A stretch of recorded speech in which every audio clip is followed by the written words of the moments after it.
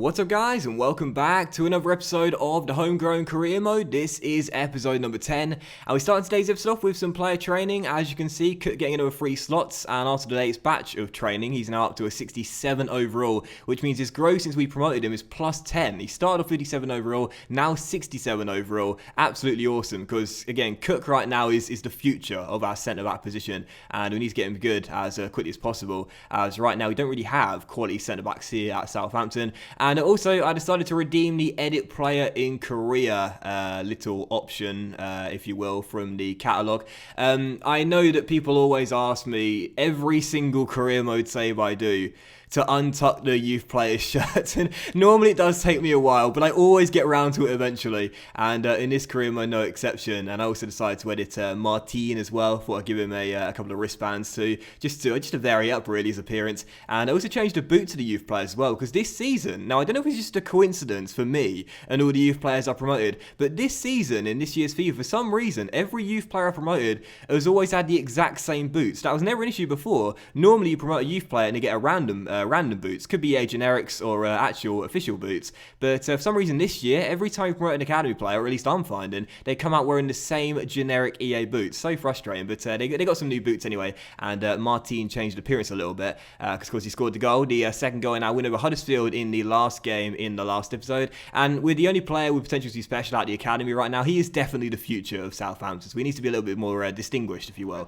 or distinctive, you know what I'm trying to say. Needs to be more unique, as he's right now our future from the Southampton Academy. But for the first game of today's episode, we will take on West Ham United back at St Mary's on the back of our victory away against Huddersfield, and we got to a terrible start in this game. Just 26 minutes in, Manuel Lanzini fired the hammers into an early lead and subsequently headbutted the corner flag there as he made it 1-0. Nice little through ball to him, broke clear of Luke Shaw, and a brilliant finish from just outside the area, rifling past Angus Gunn and making it 1-0. We've been on a really good run of form lately, only 1 defeat in our last 6 games. We've been defending really well, considering how poorly we started off the season. But in this first half against West Ham, I was thinking, am I playing West Ham or Barcelona in West Ham shirts? Because I could not get the ball off them, I could not stop them, and as Felipe Anderson headed in this corner to make it 2-0, it was a first half dominated by the visitors, and I was just powerless to resist. Now, right now, West Ham are in the top 4 in the game. I think they're sat in 3rd place right now, so in really, really good form and playing well. But they on this in this game were just unbelievable in the first half. I would probably say it was the most difficult game I've played so far in this FIFA 19 year. It was unbelievable how accurate they were with their passes. They kept on slicing me open, and it was no surprise that at the break they were leading by 2-0, courtesy of Lanzini and Anderson. The stats here on full display for you: 93% pass accuracy, 63% possession, 6 shots, 3 of which finding the target, and compared to our 0-0 for shots and shots on target, it was safe to say we had an abysmal first half. We didn't really pick it up until the final 20 minutes of the game as well, as we were still down by 2-0. But I began putting the press on West Ham a little more in the second half, and Charlie Austin almost scored a wonderful goal, and this sort of summed up my luck in this game, man. Dinking the ball over the goalkeeper, hit the underside of the crossbar, and bounced on the line. It seemed like it had gone over, but clearly it hadn't, and West Ham escaped. And our other chance fell Oxlade Chamberlain going for goal from range, putting that shot wide in the post and behind for a goal kick, and that was how the game finished. We returned to St Mary's with a loss. West Ham continue their fantastic form this season as they stay in the top 4. But again, the first half belonged to West Ham, and that's why the 3 points belong to West Ham. That first 45-minute display was without question the toughest 45 minutes of FIFA I've played so far this year. It was unbelievable how good they were. And again, it felt like Barcelona. It was so accurate at passing, and completely sliced me open. But following the game, we did see that Pascal Andrio wants a pro contract here, one of our youth players. He's a French cam, 6 foot, physically not bad, 76 acceleration and 77 agility. We gave him a pro deal, can't check his potential yet, 56 overall, but 4-star weak foot, 3-star skill moves, medium work rates, cam and CF listed positions, and when we hit 60, we'll find out which potential he's got. And also a Belgium youth talent also wanted to get a pro deal as well, and you'll see at the end of the episode we give that contract out as well. But for the second and final game of today's episode, we'll stay at St Mary's here to take on Manchester City, and right now the champions are right now 2 points behind the league leaders Manchester United. A big game here for the visitors as they were trying to return to back at the top of the table going into the second half of the season, because 19 games in, we sorted our form out despite the loss to West Ham, only 2 defeats in our last 7 games. But I was anticipating a really tough one here at St Mary's, so I fielded a much changed side. 8 changes from the game against West Ham. We were torn apart by the Hammers heading into this game, and of course at the Etihad Stadium in a reverse fixture early on in the campaign, it was an absolutely brilliant match. It finished 4-2 to the host. They beat us in the end, but we battled back from a goal down on 2 separate occasions. So even though we were fielding a weakened side, I still felt there'd be chances for us to get some goals in this game, and our first chance fell 12 minutes in. Jeremy Martin getting a start in this game, the 16-year-old French talent. Lovely turn to beat Kyle Walker, great cross to the back stick, and Danny Ings headed over the bar and behind for a goal kick. But already the 16-year-old showing flashes of talent as it was still 0-0. And 31 minutes in, as City came forward here looking for their first goal of the game. Gabriel Jesus found Kevin De Bruyne, and De Bruyne played a brilliant through one inside to number 73, but Angus Gunn, who may have shipped 2 past West Ham,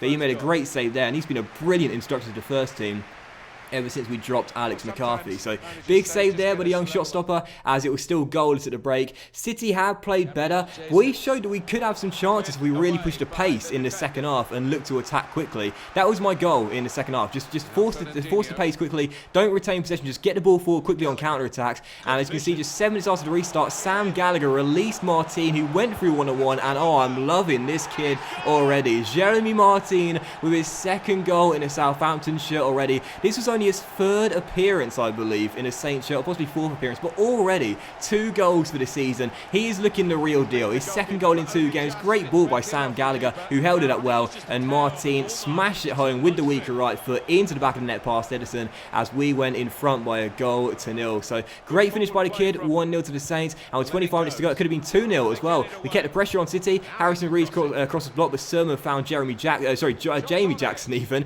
and Jackson with a nice piece of skill got it over his head, went for goal on the volley, but sliced it well wide of the post, and it harmlessly trickled behind for a goal kick. And that was how the game finished. Final score: Southampton 1, champions Manchester City 0. A famous victory at St Mary's Stadium, and our 2nd scalp of the season to go along with a victory at Anfield against Liverpool by 2-1 back in October. So brilliant win for the Saints. Unsurprisingly, Martin, who was our best player in this game, claimed man of the match with an 8.6. He played really, really well. And you saw me like claiming the praise from the Saints fans come the end again in my manager avatar. I got to be honest here, Martin right now is the brightest prospect in this Southampton team, and I would say that this season mid-table is the best we can expect, but the development of Jeremy Martin, that's what we'll be keeping our eye on just as much as the results as well, because right now he is looking the real deal. I like this kid a lot. It's been a while since I've had a youth player come out of the academy that I've been really excited about, but he does excite me. 4-star skills, 3-star weak foot, potential to be special, and again, already 2 goals this season. He's looking the real deal.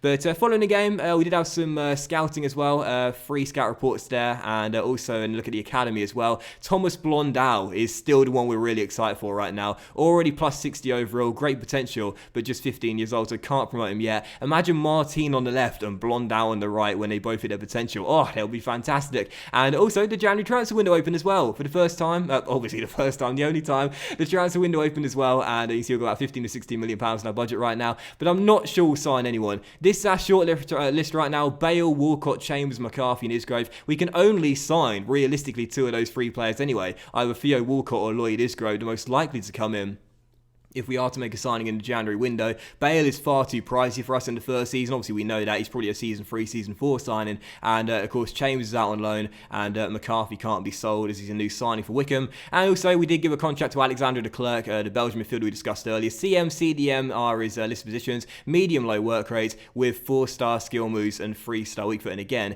he's sub-60, so can't check his potential just yet. But to end today's episode, as we are into January, we take a look at the squad hubs. You can see the overall changes of the players and their attribute increases for this our first season with Southampton. I really missed the squad report. I said this on Twitter a few days ago. I really miss being able to present the attribute changes in the squad report. I personally think it was much better than the squad hub, but I really wish there was a way to show it on squad report again, because you can see the full range of attributes. Right now, really, to get through this quickly enough, all I can show you is their diagram for where their attributes are mostly allocated, and of course their skill moves and weak foots and work rates and player information setting as well. But you can see the players who's progressing most this season. Of course, Martin up by 2. We'll keep a close eye on him throughout the season. But right now, the player that's got the most growth, as we discussed him at the start of the episode, Cook, plus 10, 67 overall now. He's looking one of our brightest prospects too. And how the squad is set up heading into the second half of the season as well. We're still playing the 4-4-2, of course, but a couple of young talents now getting a lot of minutes, including Cook, including Gunn, and also Martin clearly is going to get a lot of minutes in the second half of the season. Hopefully, he'll keep his form up as well.